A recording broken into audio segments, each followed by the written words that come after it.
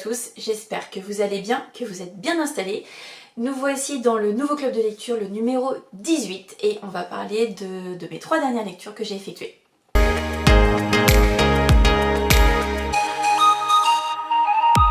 Tout d'abord, je vais commencer en fait par un livre qui a eu, je dirais, un engouement très fort l'année dernière. Parce qu'en fait il a été adapté au cinéma avec en rôles principaux Virginie Efira et Romain Duris. Et c'est vrai qu'il y a eu beaucoup de personnes qui l'ont lu, je l'ai énormément vu passer sur Instagram. Je voulais laisser passer cette vague parce que je voulais pas être à chaud en fait, et je voulais moi faire ma propre opinion et le lire tranquillement. C'est vrai que c'est un livre que je voulais déjà lire auparavant, j'avais pas forcément eu l'occasion. Et là on me l'a offert, donc je me suis dit il faut que je le lise, mais j'ai attendu ce petit passage pour le lire tranquillement.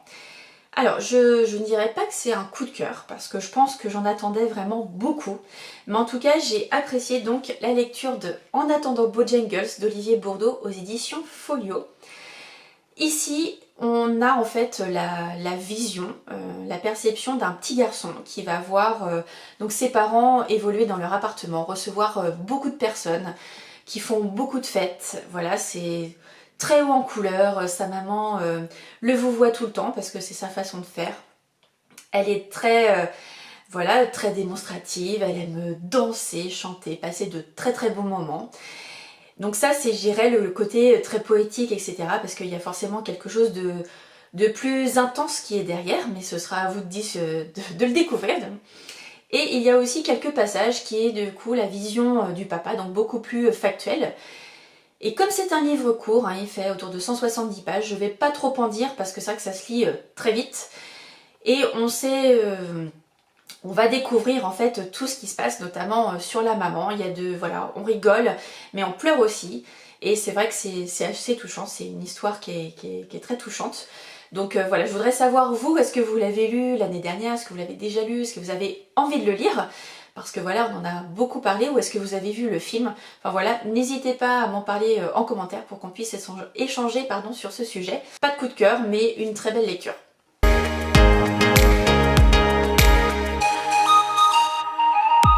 Le deuxième livre que je vais vous présenter, c'est numéro 2 de David Fuenquinos aux éditions Gallimard.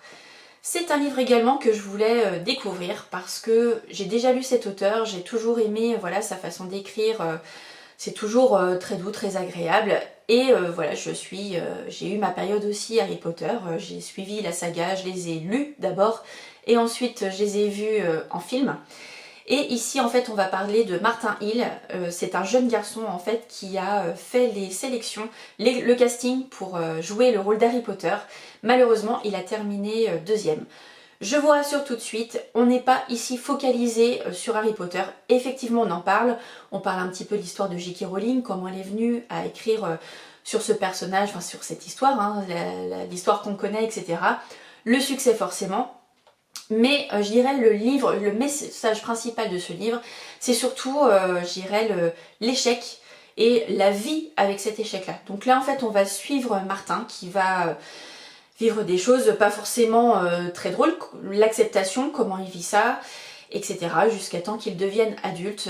Alors c'est vrai qu'il y a des moments effectivement, en plus la vie de Martin malheureusement n'est pas toute rose.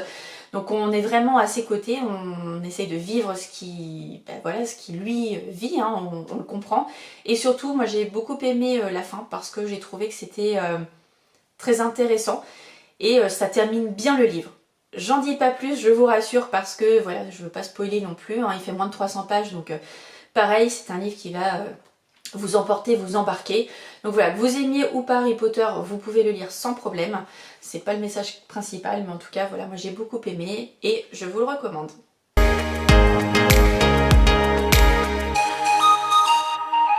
Et le troisième livre que je vais vous parler, c'est la fin d'une trilogie. Je vous en ai déjà parlé dans mes précédents vlogs. Je vais vous parler donc de Cécile Cabannac et de La petite ritournelle de l'horreur aux éditions Pocket. Je vous ai donc parlé déjà des Poignards dans les sourires que j'avais beaucoup aimé, de Requiem pour un diamant, et ici c'est le troisième tome où on va retrouver les mêmes enquêteurs. Effectivement, il peut se lire tout seul, si vous voulez, il n'y a pas de souci, mais moi je vous conseille vraiment de lire les trois dans l'ordre pour suivre en fait l'évolution des personnages. Je trouve que c'est mieux, après voilà, je dirais c'est à vous d'en juger. Et ici, on a bien dans le titre horreur, et c'est vraiment ça. Parce qu'en fait, on va parler d'enfants, de maltraitance, d'enfants qui sont donc placés dans des foyers. Et en fait, ici, c'est l'histoire de Pio qui en fait fait l'acquisition d'une maison pour sa famille, et il va faire des travaux. Et quand il commence en fait à vouloir abattre un mur, il va découvrir un bout de tissu. Et en fait, ce bout de tissu va appartenir à un cadavre d'enfant qui se trouve dans un mur. Donc c'est très prenant, vous voyez déjà, je dirais, le pitch de départ. Donc c'est vrai que c'est prenant, il y a une ambiance qui est très pesante, c'est dur. Si vous êtes sensible, effectivement, je ne vous conseille pas trop de le lire parce que c'est assez rude. Mais par contre, si vous êtes fan, effectivement, de romans noirs, de polar, etc., allez-y. Ça va vraiment vous embarquer, vous prendre, enfin vraiment ça. J'ai pu discuter avec l'autrice justement de l'écriture de ce livre où elle disait que même elle s'est laissée embarquer aussi par sa plume, par son histoire. Elle a eu des moments où elle a pleuré, etc. Je la comprends, moi j'ai fini en larmes en tout cas le livre, pour plusieurs choses que je ne vous révélerai pas bien entendu. Et c'est vrai que voilà, c'est un livre en tout cas moi qui m'a marqué, qui va certainement marquer mon année de lecture. Donc je peux que vous conseiller de lire ce livre et cette trilogie. J'ai le 4e roman de Cécile, donc qui est Du chaos dans les veines, qui attend dans ma page gentiment, qui pour l'instant est un one shot. Je ne sais pas encore quand je vais le lire, mais ce sera très bientôt.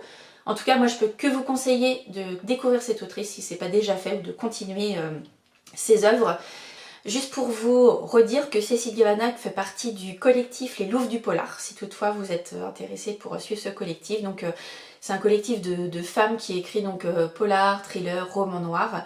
Et donc pour être un peu plus reconnue, parce que c'est vrai qu'il y a quelques années c'était exclusivement, on va dire, masculin. Et là vous allez retrouver notamment dans ce collectif donc Cécile Dangean, Pétronie Rostagna, Christelle Duchamp, etc. Donc n'hésitez pas à venir les découvrir. Je vous laisse ici pour ce club de lecture, j'espère que vous avez passé un bon moment, que vous avez noté quelques livres qui pourraient vous intéresser. N'hésitez pas à mettre en commentaire ce que vous en pensez, ou un petit pouce en tout cas vers le haut si vous avez apprécié cette vidéo. Je vous donne rendez-vous donc la semaine prochaine, et en attendant, je vous souhaite de très bons moments, de très bonnes lectures, et à bientôt!